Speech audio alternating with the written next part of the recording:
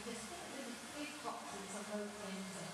da ist auch eine große Schachtel, können Sie die fontaine e lo metto dalla guardia. L'unico modo per, come dire, raccogliere non sospetti prima di tutti questi cooking show, di questi spettacoli che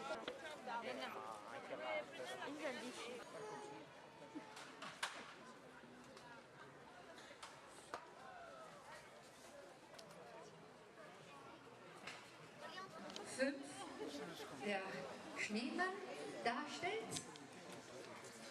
Mi sposto, vedete numero 5, Pupazzo di neve di Andrea Veronese del Grande. Magico questo, scusa.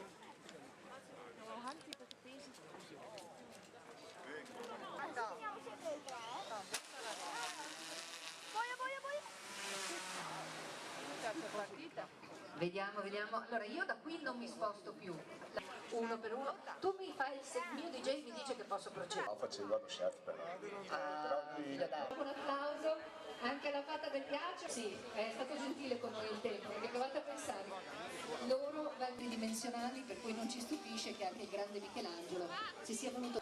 Numero 4, Gianluca, che prima abbiamo addebitato a te la colpa. Avevi voluto mettere anche le lucine all'albero di Natale, però non provate. Guardate il numero 4, Gianluca Scalabrin dell'Hotel Due Torri. Bao, l'arbre magique, numero 4, in bocca al lupo anche a te. Mi ha detto va tutto bene Cristina, fra mezz'ora finito, mancano 10 minuti? Io vedo qualcosa fumare da lì, voi usate anche l'acqua calda per... Freddo, praticamente è come se il ghiaccio si polverizza in trasparenza, sì, rispetto a trasparenza, molto particolare. Allora, ce n'è una anche al lato opposto, all'altro lato dal numero 6 e voi oramai avete capito a quale numero ci riferiamo, ai numeri del gazebo fotografate, ecco perché li tengo da un lato.